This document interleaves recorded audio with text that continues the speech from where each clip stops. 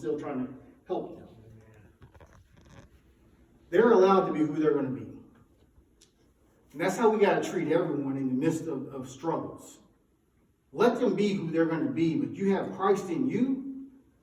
You do everything you can to give that back out in a loving way. I heard you talk about earlier. This is pray for our world, this country. Amen. We have lost that over the last couple of years, especially. Yes. I'm on a school bus every day looking at hurting kids.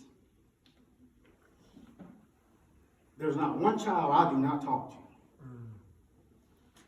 Because this broken 15-year-old inside cannot allow a child, let alone an adult, cross my path, and I can feel they're hurting, and I don't speak up, and I have the gospel inside of me.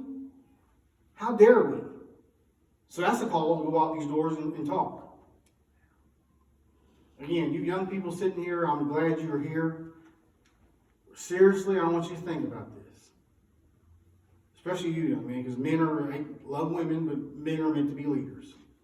I got a little saying I tell my girls: don't bring home a man that can't be taught or can't learn from her daddy. You guys have an obligation because you're here. Can I be honest with you? Did somebody make you come to church? Are y'all made to come to this church? Why are you here? Why are you guys here? You're juniors in high school. You're going to go out in that world. But you think about what's inside of you. Same thing I tell my kids, you guys are world changers. Because you have the gospel inside of you. When you hit school tomorrow, I don't know if you, I'll be truthful. I don't know, I get because you're young. I don't know if people know you go to church. You might even talk about God in school or God amongst your friends. Start finding the courage, especially young men, to sneak Christ into your friend's heart. You ain't got to preach. You ain't got to give them scripture. But your character and your demeanor should show them who you are. I wish someone would, my wife says this is why I'm maybe fiery now. I wish someone would have gave me Christ when I was a kid. I hate the fact that I had to wait till I was 33 to get saved.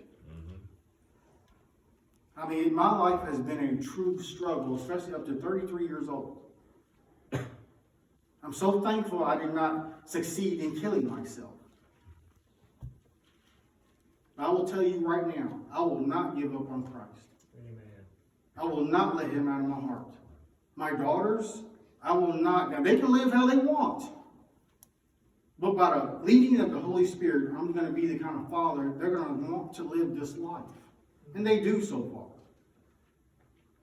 And that's what I'm hoping you three, this young man over here, because you have a choice. You're about to be in the world. Don't forget walking this walk right now. Don't forget Miss Serena over here. Am I saying your name right? Yes, you are. Now, I see her social. She's a fiery little son. But she loves you guys. You don't find too many young adults that want to take on that calling of loving younger people like you do. Okay? Does anybody have any questions? I'm going to be quiet now. Pastor, you have anything? You said you didn't give your heart and life to the Lord till you was in your 30s? 33 years old. When you was on this crash, you was in church, right? No, I did not belong to that church. Oh, okay. That was my question. No, the only reason, like I said, Andy went to the church for a Mother's Day event. Oh. We knew most of the kids because our town is small, went to school with them. I did not belong to church.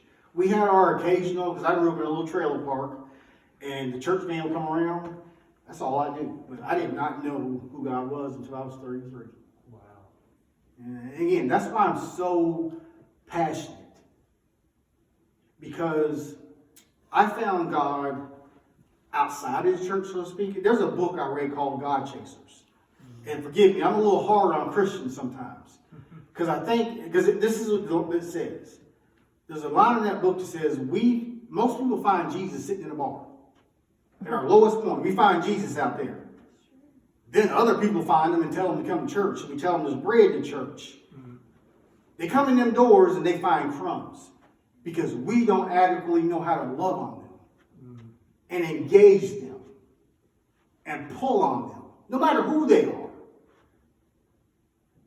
And that is something I got in my life when I turned 33. I was such a broken person. The power of the gospel changed my 3 daughters. Gave me and my wife a marriage we shouldn't have. Gave me a calling that is crazy. Gave me a love for young people that is hard to have. So yes, I'm very passionate. But yeah, 33 years old, I missed out a lot. So I'm going to give it all I got while I'm alive. Anybody else? All right, I'm going to be quiet. I love talking, so y'all make me talk no more. What is your name, ma'am? Who, me? Yes, you. Barbara Cooper. You remind me of one of my grandmother's friends growing up. You have this sweet demeanor. No. So I'm scared of it. Honestly, I love coming. I grew up, my grandmother went to a little church called First Baptist in E-Town. And you talking about church? I went to it. She would drag me to a little building like this. Here's what I think part of the reason I am this way. Since I was a kid, I knew there was something special about being in the church. But no one ever just really grabbed us. And so that's why I said the way I said to you guys, why are you here? Because a lot of people walk through the doors, we're in the buildings, but man, what a blessing it is to be in a church. Amen. To be around God's believers, especially so young, learning from people. But you do, I'm sitting there, I'm looking, you remind me of one of my grandma's friends. I worked at Norton Children's Hospital, and I was working the night of the bus crash. Really? Mm-hmm. I couldn't imagine what you've seen. That's something I meet people all the time, and they share with me the stuff they felt then, and I'll break down crying because it's a lot of trauma. I can't believe people actually seeing. They're like, "Well, you were in it." Yeah, I was in it, but man, I couldn't imagine what you actually went through with people seeing of that. What our town went through. We had the only burn unit, big burn unit, for miles around. Yes. So we got a lot of them. Yeah, like I said, it's worst bus crash, drunk driving crash in U.S. history. Took the most lives in the entire world. And I survived. And I found Christ afterwards. Why would I not turn into this person? And it's that simple to me. Like I said, I get it, life is hard, but find your boldness in being who God tells you to be. You're here. You decided to give your life to Him. You know, I'm not one of the people that, my wife tells me I'm really hardcore sometimes. I'm not. It's just that if you're in front of me and you hear me speak, I struggle with the same thing everybody else does. But I battle. I know how to battle and I know how to conquer. I know how to yell it out to God. Yeah, you're going to have to do this, not me. And every time He shows me. And I believe that's why I'm called out to speak so much.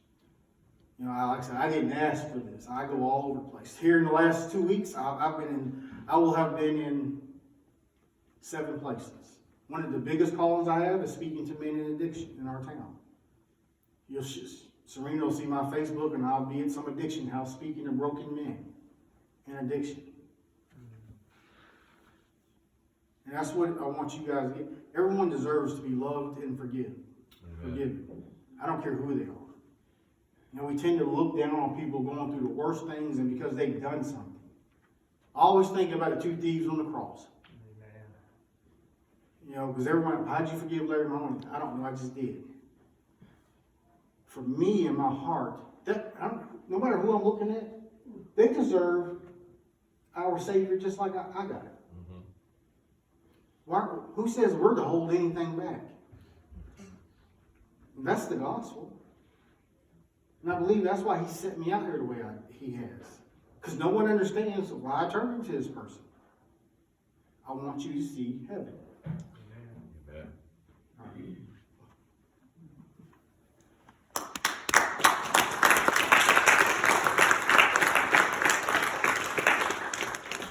So you guys are welcome to go out and get on the bus. It is dark. The pictures on the seats are exactly where these kids were sitting.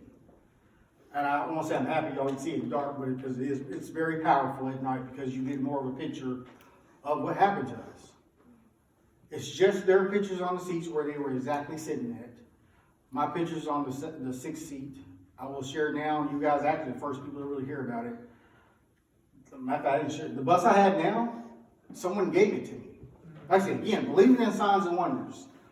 My first bus, I had it for 7 years, and it was 05 speed, broke down constantly. Driving this thing was scary, but I would go. God gives you just enough. He always gave us just enough money to keep it going. It would break down all the time. Well, this past summer, it got to a point to where I had to let it go. And you want to talk about crying like a little kid. Because this has become part of me. And that first bus was a special way I got it. 3 months prior to that, I wasn't even thinking about this. Talking about how God covers me and wants me to do this. The bus broke down, my first bus, and I had it in the shop, and it's hard to find people to work on them. Happened to find some guy in Meade County. They work on contract buses for Fort Knox. There's an old bus on their lot, but you never see these buses anywhere. So I'm looking, I was out there checking on my bus, and I asked the guy, I said, what's going on with that bus? He goes, well, the guy that owns it is out there. So I go out there, introduce myself, run my mouth. There was 2 guys, and one said, well, we'll sell it to you. I was like, sir, I got a nonprofit, I don't have any money. I said, I'm trying to fix this one. So the first guy got off the phone, he said, well, who are you and what do you do? And I told him who I was. And he knew about the crash, didn't know the details. I left it at that. 2 months ago, my first bus went kabooey and broke my heart because I had to get rid of it. Tried to sell it, nobody would buy it. It's sentimental to me, but to everybody else, it's just an old bus. So my daughter called, my oldest daughter. She's mean to me sometimes. And I was boo-hooing because I was like, I can't believe my bus is breaking down. We can't fix it. She said, Dad, why don't you junk it? What's the price of metal? I said, I don't know. So they checked on metal. And I got $1,500 for that bus, close to what I paid for it 7 years ago. Wow. Here's the crazy part. That man that I asked about, that asked to sell this bus, he called me shortly after all that. He said, Quinton. I said, yes, sir. He goes, you interested in that bus? I said, sir, let me stop you. I don't have any money, sir. I said, I can't afford that. He said, let me stop you. As long as you keep doing what you're doing, we're going to give you that bus. They sent me the title in the mail. Why would this keep happening to me? Mm-hmm. So we took the money from the junk bus and put it into this bus. It hasn't been on the road that long. Like I said, this is the first long trip I've taken. Monday I'm driving another hour away going to a Blue Ribbon week for a middle school. I have to keep going.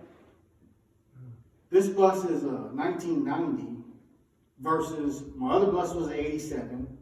It was gas. This one was diesel. The other bus was 05 speed, which it was hard and scary to drive. This is automatic. I just get in and go. Changes started happening in buses in 90. This, as you can tell, I can incorporate when I speak in schools. It's got a roof hatch in it where they started to change the buses. It's got seat belts in the back. So God just gave me a new beginning. I drive, I keep music in my ear because part of my PTSD, I can't stand the way these buses sing. Mm-hmm. So if you pass me on the highway, I'm listening to praise and worship, and I might be crying. Because I'm okay, but like I said, this is a spiritual thing for me. Mm-hmm. So, but yeah, someone gave me this bus. So like I said, if you don't believe in the power of the gospel, I don't know what to tell you after I share all that. Yeah. So I encourage you in your own life, whatever you're believing, and sometimes he does not give us things. I get that. But for me, in the direction of my life, the things that have happened to me, it is not me. This is all the gospel. Again, why would someone give me a bus? I was ready to sit at home in my chair. I was like, Lord, I'm good. I was out for 7 years. I'm fine. Leave me alone. That's what but he gave me a bus. The mother at the end of the documentary, I read the poem. She started talking to me about 5 years ago. She's like my mom. I'm just now getting to know a lot of the parents. I don't want to call it a burden, but I seem to be the one that is carrying their healing now. Every last survivor and most of the parents support me. And they call and they talk to me. The chair at the end of that documentary, I envision myself standing there because that represents the ones that can't speak. So yes, if you don't believe in the gospel, this is not just a story. God just gave me a platform in the midst of the hardest thing in my life. Why I get so hard on you young people is don't waste your life. The kids I spoke to yesterday, if I had a title on my message, it's don't waste your life. So don't think you can go out here and have fun and you got time. You might go out here and lose your life tonight. You gotta be honest. What is the gospel doing in your life? I can't play around with I have time. Those 27,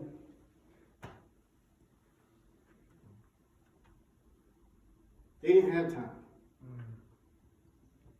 I've driven that bus to Carrollton, Kentucky and spoken in Larry Mahoney's town twice. He lives 15 minutes from the high school. They didn't want me coming up there. One of our survivors, and we rarely share this, but she actually went and found him and knocked on his door. We got a picture we will not share with anybody. She went and found him. This was about 6 years ago. He walked out of his trailer and she told him who she was and what I was doing. He's crying. He's remorseful. Do you think Larry Mahoney got up and said, I'm going to kill 27 people? Yep. We all have made mistakes in our life. He just happened to be known for the worst thing in the country as far as drunk driving. But that man is, and we actually have found out he is saved. He does go to church. He's remarried to his first wife. He's at a point, he will not speak. I pray before I take my last breath, I'm able to wrap my arms around that man and tell him I love him. Whatever you're dealing with in here right now, and I know some of y'all may be going through some of the hardest things in your life. You may be sitting there thinking, Quinton, you don't understand. No, you don't understand if you have that. What you don't understand is you need to battle and get help. Put people around you. Cry out to God. Scream, cry, whatever it takes. But I promise you, He will change your life in the midst of the worst things that whatever you're dealing with. He can. So I implore you, submit. Don't be on the surface Christian. That was one of my prayers years ago. You dig deep and you give everything. Now, I ain't saying I'm perfect because I got some rough edges. But here's what I do. And Serena, I'm sorry, you got to be my witness. She reads my social media quite a bit. And I'm very blunt and honest about who I am in the gospel.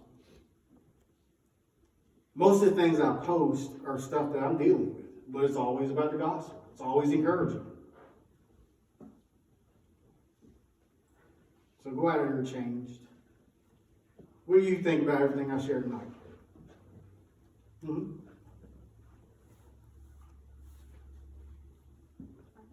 Are your parents here? Are your parents here? No. No? Parents are. Okay, so this is what I'm going to challenge you with. These are your kids, right? After some couple of days or whatever, write something down privately if you want and give it to her. Something that impacted you about what I shared. Something that may have touched you. Because I'm sorry, I'm calling you out in public. But seriously, there's y'all are here, you don't have to be. There is a strong purpose on y'all's lives. I have 3 daughters. Every last one of my girls have gone through some hard stuff in life. but they love God. And they have a crazy daddy that just talks to them constantly and will call them out. But it hasn't been an easy walk for them.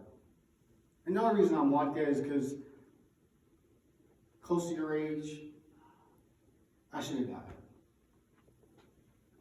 And it breaks my heart when I'm able to look into another young person's face and realize at any moment we can be taken out. But you're here. You love God. If you didn't, you wouldn't be here. You may not understand Him a lot right now. And that's fine. Don't rush to try to understand Him, but you're here. Okay? All right. I'm going to get my laptop, and I guess we can go out now. I want to thank everybody for showing up here tonight. Appreciate everybody that's gathered. I want to ask you to stand. You probably need to stretch your legs anyway. We're going to close in prayer, but if there's anybody here tonight that needs prayer, you need salvation, you need a new walk with God, please let me know that. We'll certainly be welcome, grateful to pray with you, I should say. And I know there's others that would do the same. But again, we're going to close in